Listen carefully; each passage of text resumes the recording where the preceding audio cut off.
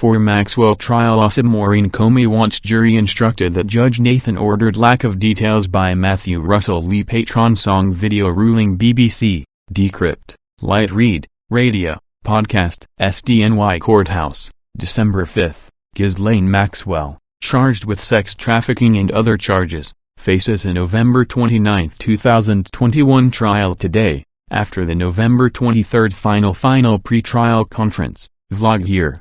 On October 29 and again on November 12, Maxwell and the U.S. Attorney's Office for the Southern District of New York filed a flurry of motions in limine, heavily redacted. The government argued that trial exhibits are not public and will be withheld. Inner City Press opposed and opposes the continued secrecy. On the morning of December 3, Jeffrey Epstein's longtime house manager Juan Alessi was cross-examined, and a pseudonymous witness name was blurted by Team Maxwell. Not for the first time. Inner City Press live tweeted here, podcast here, 9 a.m. vlog here. In further secrecy, Maxwell's lawyers put in a letter arguing to question Jane's lawyer, with a sealed exhibit, letter on patron here. On Sunday, December 4, the U.S. Attorney's Office put in another letter by AUSA Maurene Comey, this time asking that the jury be instructed the anticipated lack of detail from witness 3 is actually the product of Judge Nathan's instructions to forego, or seal, details. Dear Judge Nathan, the government respectfully submits this letter regarding the court's instruction in advance of the testimony of witness 3. Consistent with the court's order, the government is planning to elicit from witness 3 only basic information about sexual activity that occurred with Epstein, for example, that it occurred, that Epstein initiated it, that it happened in the context of a massage, and the locations of the sexualized massages, without eliciting any details. The government is concerned, however, that asking leading questions and obviously avoiding the details of the sexual activity will cause the jury to infer that the lack of detail reflects a lack of credibility. See, for example, November 29, 2021 TR. At 54. Defense opening argument that they are going to recount things that they claim happened to them decades and decades ago. They are not going to be able to pinpoint dates. Accordingly, the government respectfully requests that the court inform the jury that the government and witness 3 are simply following the court's instructions. The government proposes the following addition to the limiting instruction the court is already planning to give before witness 3 testifies. Full letter on patron here. This followed a December 4 letter emphasizing that it has redacted the exhibits from this letter entirely to avoid publicizing photographs which may not be exhibits at trial. This is not done by the SDNY prosecutors in all cases, far from it. As simply one example, in the prosecution of a Honduras drug trafficker and friend of outgoing Honduras President Juan Orlando Hernandez, photos were included in public filings that were never used in the trial of U.S. v. Giovanni Fuentes Ramirez. Story with SDNY filing and photos here. So this secrecy is a choice by Dodge. What will Judge Nathan do? The December 4 letter by AUSA Maurene Comey begins, Dear Judge Nathan, the government respectfully submits this letter moving to admit photographs from the interior of Jeffrey Epstein's house in New York. As explained below, particular images are corroborative of testimony by the witness using the pseudonym Jane. They are therefore relevant to the issues before the court. 1I. Applicable law evidence is relevant if it has any tendency to make a fact more or less probable than it would be without the evidence, and the fact is of consequence in determining the action. Fed.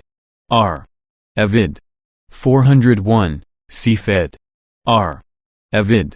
402. Relevant evidence is unless another law provides otherwise. FN1 The government has redacted the exhibits from this letter entirely to avoid publicizing photographs which may not be exhibits at trial. The government is prepared to file publicly a version that contains redacted versions of the exhibits if the court so orders. Full Comey letter on patron here. The afternoon of December 3 including a massage table in the courtroom, and a sex toy in evidence, amid meandering cross-examination by Team Maxwell. Inner City Press live tweeted here, podcast here. Parkinson comes out of the witness box and touches Government Exhibit 51.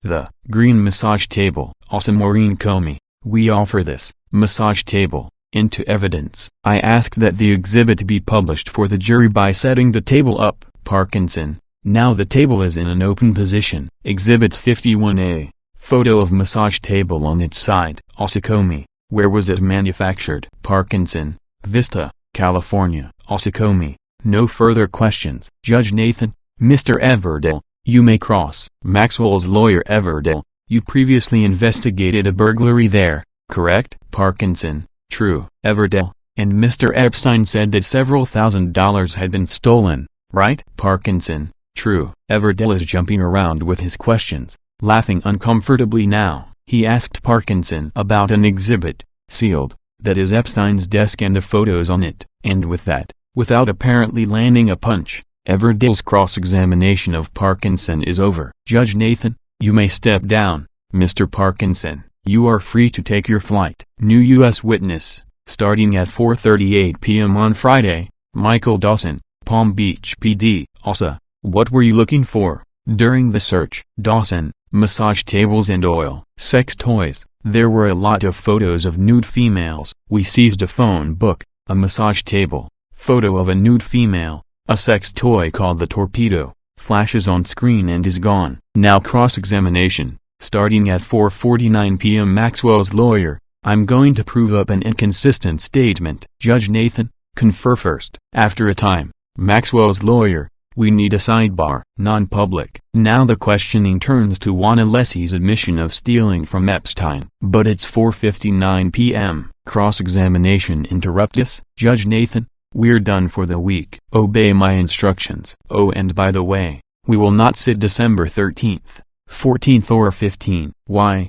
is not explained. Some letters due Saturday and Sunday, both at 8 p.m. All rise. And see #Maximum Maxwell here and more on Patreon here. Inner City Press has launched #Maximum Maxwell and Mystery. Bonus #court case cast coverage will continue. More on Patreon here. On November 23rd there was a final pre-trial conference and Inner City Press live tweeted it here, podcast here. Likewise, Inner City Press opposes censorship by the UN, which after it asked why UN Sec General Antonio Guterres head of partnerships Amir Dossal was on the board of Maxwell's Terramar Foundation was roughed up and banned from the UN. Summary here, Quinn Emanuel lawyer's letter Q&A here. Now this, a petition, submitted Monday to the United Nations Working Group on Arbitrary Detention, filed by international criminal lawyers Francois Zimre and Jessica Feinla on behalf of Maxwell's 3 sisters and 3 brothers, arguing to Maxwell's partners at the UN that Maxwell's abnormally rigorous lockup conditions at the Metropolitan Detention Center in Brooklyn are horrific, and thus unlawful and discriminatory. The petition asks the UN to call on the U.S. government to release Maxwell pending trial and to urge an independent investigation into her arbitrary detention. This while the UN active covers up its own peacekeepers' child rapes. This is ghoulish. On November 15th, Judge Nathan held a conference about jury selection. Inner City Press live tweeted here, and podcast here. On the morning of November 16th, Judge Nathan questioned prospective jurors. Inner City Press live tweeted here, podcast here. November 16th afternoon here. Late on November 16th it emerged that Judge Ali Nathan is being nominated for elevation to the Second Circuit Court of Appeals by Senator Chuck Schumer.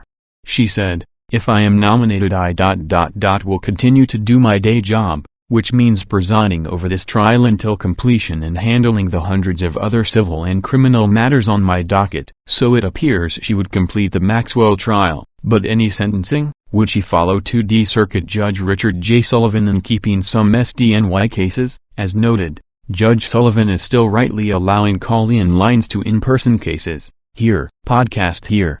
Watch this site. On November 17th, jury selection continued with questions of seized phones, jail conditions, and the death of Epstein. Inner City Press live tweeted here, podcast here.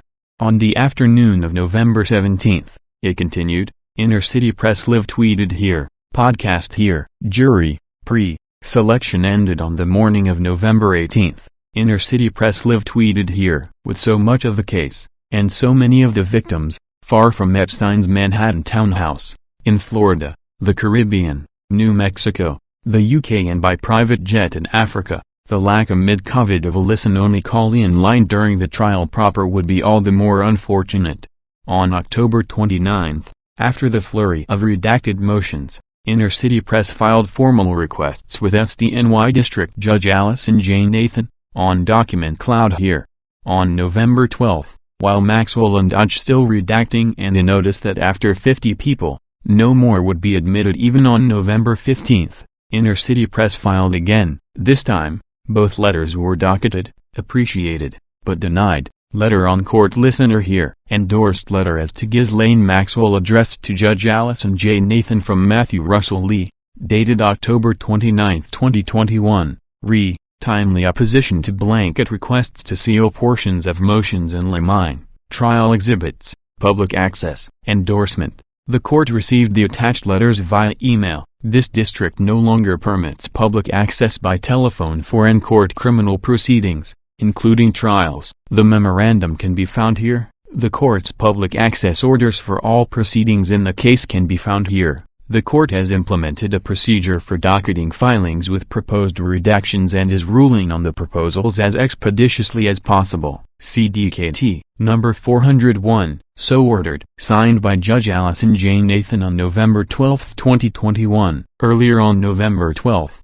Inner City Press called into, and reported on, a January 6 case in the district for the District of Columbia, and even other in-person criminal matters in the SDNY. For November 15, only 50 people will be allowed in. Meanwhile, for example, the Kyle Rittenhouse in Wisconsin State Court is on YouTube. While engaged and appreciative on the federal SDNY beat, we'll have more on this. Here was from the October 29 request. Re. U.S. v. Maxwell, 20 CR 330, AJN. Timely opposition to blanket requests to seal portions of motions in limine, trial exhibits, public access. Dear Judge Nathan, on behalf of Inner City Press and in my personal capacity, I have been covering the above-captioned case. This concerns in the first instance the flurry of motions in limine filed earlier this evening, replete with redactions justified by a conclusory reference to Lucas v. Pyramid Company of Onondaga,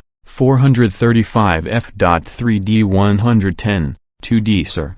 2006. The government's justifications for redaction, docket number 399, docketed at 10:06 p.m. on Friday, October 29, cites Lucas then says the government also seeks sealing of trial exhibits, which are not public. Inner City Press immediately opposes this. As one example within this motions of limine, the government has redacted the entirety of its argument X, even the title and the page number. And as to trial exhibits, see for example Judge Jed S. Rakoff's order in U.S. v. Wigand, 20 CR 188, JSR. Here, there, Judge Rakoff ordered the U.S. Attorney's Office to make trial exhibits available to the public at large. While this was done, belatedly, in U.S. v. Parnas, it was refused in the current U.S. v. Cole. It cannot be refused in this case. Also, Inner City Press understands that the listen-only call-in telephone lines available so far in the case, there may be an attempt to discontinue them. The court should take judicial notice of continuing COVID-19 issues, including people's understandable concerns about congregating even in so-called overflow rooms. Be aware that the District for the District of Columbia still allows public phone access to all criminal proceedings, even those held in person. That should happen here. The loss of First Amendment freedoms, even for a short period of time, unquestionably constitutes irreparable injury. Elrod v. Burns, 427 U.S. 347, 373, 1976. Inner City Press will cover the trial, and all that comes before and after it. Court case cast and Song I, Song 2, Song 3, 5th Song, November 27th Songing now December 4th Song. On October 18 the U.S. Attorney's Office opposed their request, saying that the voir dire questions should be asked by Judge Nathan, and that there should only be sidebars on sensitive questions such as those that relate to sexual abuse and media exposure. Full letter on Patreon here. In a conference on October 21 on that as scheduling issues, Judge Nathan denied a request to seal. Inner City Press live tweeted it here. Podcast here. On October 22 the draft jury questionnaire was unsealed and Inner City Press has immediately published it on its document cloud here, including have you or a family member ever supported, lobbied, petitioned, protested, or worked in any other manner for or against any laws, regulations, or organizations relating to sex trafficking, sex crimes against minors, sex abuse or sexual harassment. Photo here. After the death of Jeffrey Epstein in the MCC prison, on July 2, acting U.S. Attorney for the SDNY Audrey Strauss announced and unsealed an indictment of Maxwell on charges including sex trafficking and perjury. Inner City Press went to her press conference at the U.S. Attorney's office and asked, doesn't charging Maxwell with perjury undercut any ability to use testimony from her against other, bigger wrongdoers? Periscope here at 23:07. Strauss replied that it is not impossible to use a perjurer's testimony, but how often does it work? At 3:30 p.m. on July 2, Maxwell appeared in the U.S. District Court for the District of New Hampshire, before Magistrate Judge Andrea K. Johnston. Inner City Press live tweeted it here. Also live tweeted bail denial of July 14. Here, in the July 3 media coverage of Maxwell, media all of the world used a video and stills from it of Maxwell speaking in front of a blue curtain, like here. What they did not mention is something Inner City Press has been asking the UN about, as under UNSG Antonio Guterres with his own sexual exploitation issues, exclusive video and audio, it got roughed up and banned from the UN. Ghislaine Maxwell had a ghoulish United Nations press conference, under the banner of the Terramar Project, here. On July 5, after some crowdsourcing, Inner City Press reported on another Ghislaine Maxwell use of the United Nations, facilitated by Italy's permanent representative to the UN official Nikhil Seth and Demir Dossal, who also let into the UN and in one case took money from convicted UN briber Englap Singh, and Patrick Ho of Sef China Energy, also linked to UN Secretary-General Antonio Guterres. At the Ghislaine Maxwell UN event, the UN Deputy Secretary-General was directly involved. List of some of the participants on Patreon here. Inner City Press has published a phone of Maxwell in the UN with Dossal, here, but the connection runs deeper. Dossal, with 25 years of UN involvement, was on Terramar's board of directors, one of only 5 directors, only 3 not related to Maxwell by blood and name.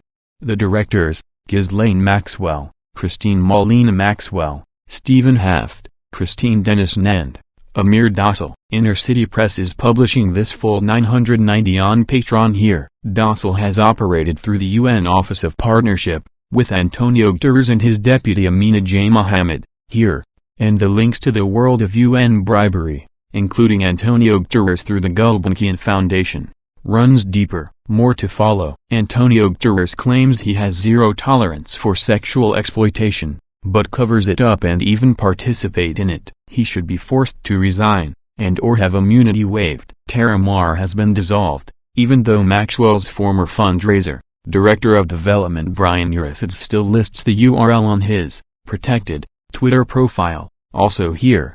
But now Inner City Press has begun to inquire into Ghislaine Maxwell's other United Nations connections, starting with this photograph of another day's, or at least another outfit's, presentation in the UN, here. While co-conspirator Antonio Guterres has had Inner City Press banned from any entry into the UN for 2 years and a day, this appears to be in the UN Economic and Social Council, ECOSOC, chamber. We'll have more on this, and on Epstein and the UN. Watch this site. The case is US v. Maxwell, 20 CR 330, Nathan. To find out more, please follow the links on screen and in the description. Together, let's make sure justice is served.